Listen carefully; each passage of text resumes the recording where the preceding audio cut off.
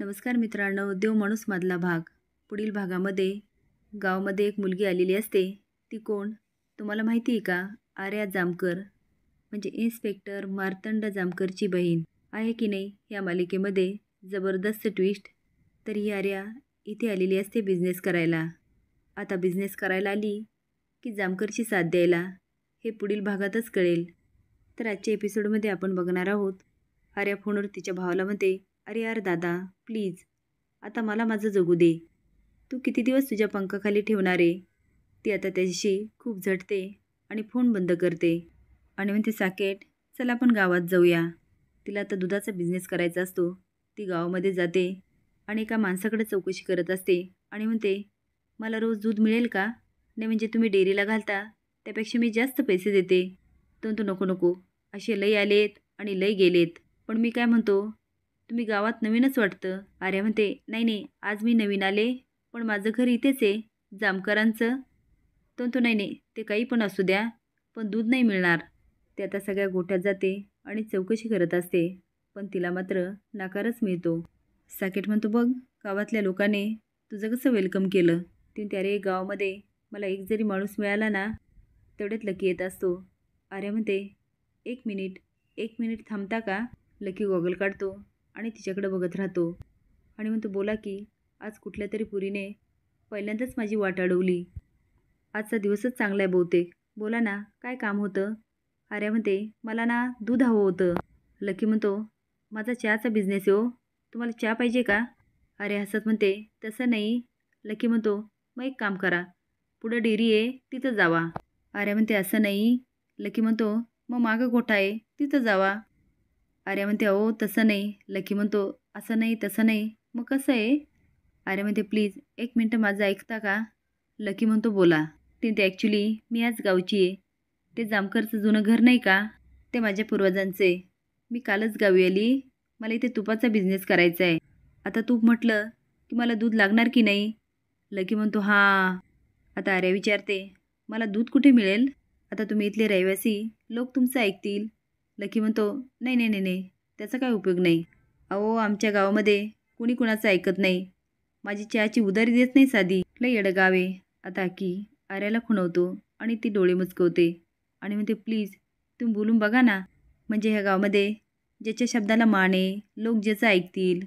आता अक्की स्माईल करतो. लकी म्हणतो, असं कोण नाही आमच्या गावात. आर्या म्हणते, अहो असं कसं? बघा ना, कुणीतरी असेल ना. लकी म्हणतो, हा एकच माणूस आहे गावामध्ये ज्याच्या शब्दाला मान आहे. ती मला पत्ता देता का? तो म्हणतो, अहो आमचा तो देव माणूस आहे. आता आर्या आणि अक्की एकमेकडे बघतात आणि एकदम म्हणतात, देव माणूस? लकी म्हणतो, चला तुम्हाला त्याच्याकडेच नेतो. आता दोघं हसून म्हणतात, चला. तो आता घेऊन जातो आणि म्हणतो, हे बघा आमच्या गावचा देव माणूस. गोपाळ मागे बघते आणि आर्या पण हसते आणि दोघं एकदम म्हणतात, तुम्ही? आर्या म्हणते, गोपाळजी तुम्ही? गोपाळ म्हणतो, हो तुम्हाला म्हणलं होतं की इथं चौकातच आपलं. आर्या म्हणते, हो टेलरिंगचं दुकान, हिम्मतराव टेलरिंग. अरे हो, मी वाचलंच नाही. गोपाळ म्हणतो, बोला. आता आमच्याकडे आलात म्हणजे नक्कीच काहीतरी काम असणार. लकी म्हणतो, काय तुम्ही दोघं एकमेकाला ओळखता?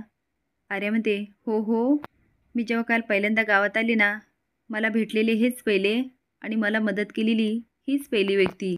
आणि तुम्ही म्हणता ते खरं या, खरंच हे देव माणूस आहेत. काल माझ्या घराचा फ्यूज उडाला होता ना, यांनीच रिपेअर करून दिला.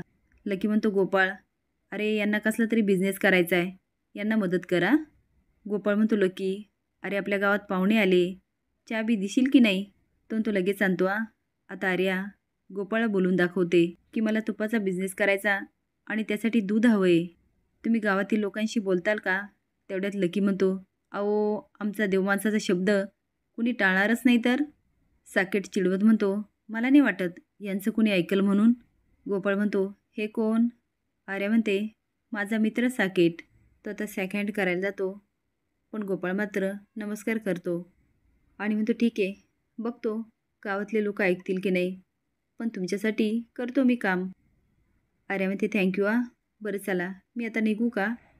ते हात पुढे करते आणि गोपाळच्या मनात काळं येतं. तो तिच्या हातात हात देतो आणि स्माईल करतो. रंजी येते आणि मुलाला बोलत म्हणते, अगं श्यामे तू एवढी एडी कशी? ती आता तिला भरवण्याचा प्रयत्न करते आणि म्हणते, ती लाली आहे ना, उरलेली 6 एकर शेतीसुद्धा खमटल आणि मग अक्कल येईल तुला येडे. तेवढ्यात लाली म्हणते, काय बोलले आत्या तुम्ही? मी काय करील? रणजी म्हणते, बाई मी आता कुणाची शपथ घेऊ? म्हणजे तुला खरं वाटल? काय गं श्यामे, काही बोलली का मी? श्यामे म्हणते, होय बोलल्या की. रणजी म्हणते, श्यामे म्हणते, नाही नाही. लाली म्हणते, आत्या मी सगळंच ऐकलंय. ही अशी जमीन खमटायला मला काही भीक नाही लागली. लई माझ्याकडं. माझ्या बापाकडं ना 12 एकर जमीन आहे आणि ते पण कर्जमुक्त. मी एकुलती एक आहे ना, त्यामुळे सगळं माझ्याच नावावर होणार आहे. ह्या तुमच्या कर्जाने झुकलेल्या घरात मी फक्त माझ्या नवऱ्यासाठी आले. बाकी कसली हौस नाही आहे मला. त्यामुळे इथून पुढं बिनबुडाचा आरोप करायचा नाही. सदा म्हणतो, हे बघ तुझा काहीतरी गैरसमज होतो. लाली म्हणते, नाही भाऊजी, ऐकलं ना म्हणून बोलते. आणि जे काय बोलायचं असेल ते माझ्या तोंडावर बोलायचं, मागून नाही बोलायचं. जित्या त्याच्या रिक्षातून साकीट आणि आर्याला सोडायला येतो. आर्या म्हणते, जरा भांडे खाली घेता का?